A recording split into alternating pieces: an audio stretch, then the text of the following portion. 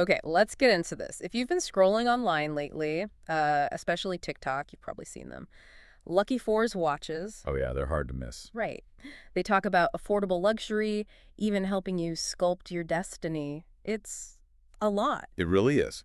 So today we're diving into the sources to see, well, what's actually going on here? Exactly. Is this genuine quality or is it just, really smart marketing, maybe too smart? This is the big question. You've got this brand just flooding everywhere, selling an $80 watch like it's some kind of life-changing status symbol. So our mission really is to cut through all that noise and see what the source material tells us about the actual value.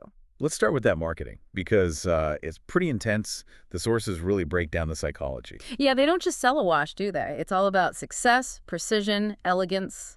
They even call it a life coach that tells time. Selling status, basically. Yeah. And the pricing strategy is, well, the sources call it classic anchoring. Ah, right. Like that Caspian model example. It's always $79.99. Always.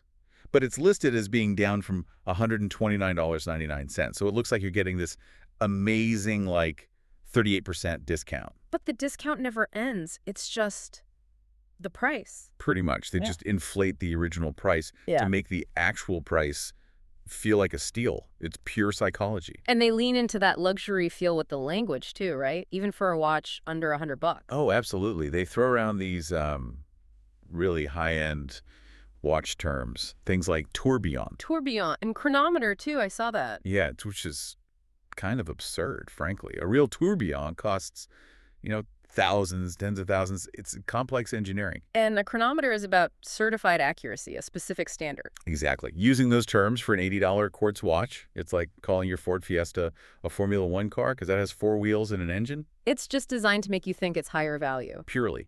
Elevate the status in your mind without the actual mechanics to back it up. Okay, so marketing is one thing. But then there was that big discovery in the sources. Kind of damning. Yes, the drop shipping evidence. That was pretty nuclear. A reviewer found the exact same watch design. The exact same one? Yep.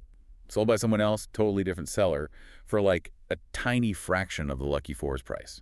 Wow. So that basically confirms it then. They're drop shipping. Looks like classic drop shipping tactics. The focus isn't product design or unique value. It's markup.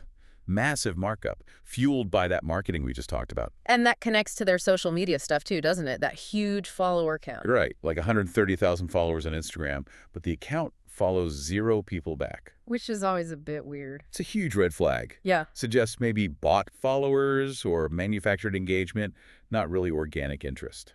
Okay, so the marketing is aggressive, the value seems inflated, and it looks like drop shipping. It sounds pretty bad. It does paint a picture, yeah. But there's a twist. The sources also point out something genuinely positive. Right, the customer service. That was surprising. Genuinely impressive, actually. Consistently praised. People say they respond super fast, replace faulty watches with no hassle. Better service than some established brands, apparently. That's what some reports indicated, yes. Yeah. Which is interesting, given everything else. So how does that work? If they're drop shipping with these huge markups, maybe paying like $10 for an $80 watch. Does that huge margin just fund the amazing customer service? Is that the strategy? Like build in enough profit so you can just replace anything instantly and no questions asked. Keep the customer happy that way. That seems to be the implication, yeah. And as for the watch itself, the quality isn't terrible, apparently. Just decent for the price. Decent for the price point is how the sources put it. Yeah. They look okay. They tell time. They don't, fall apart immediately. So they work. They look attractive enough.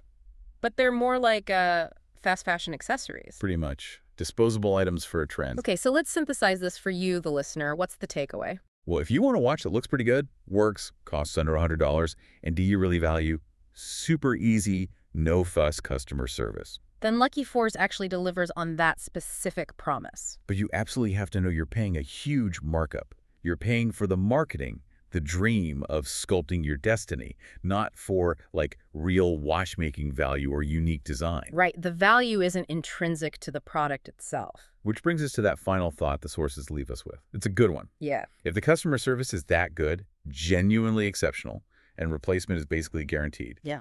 can that level of support actually make up for the inflated price and the whole drop shipping model? Or is the great service just the final, cleverest piece of the marketing itself, designed to make you overlook the fundamental value issue? Exactly. Something to chew on next time you see that $80 life coach pop up in your feed.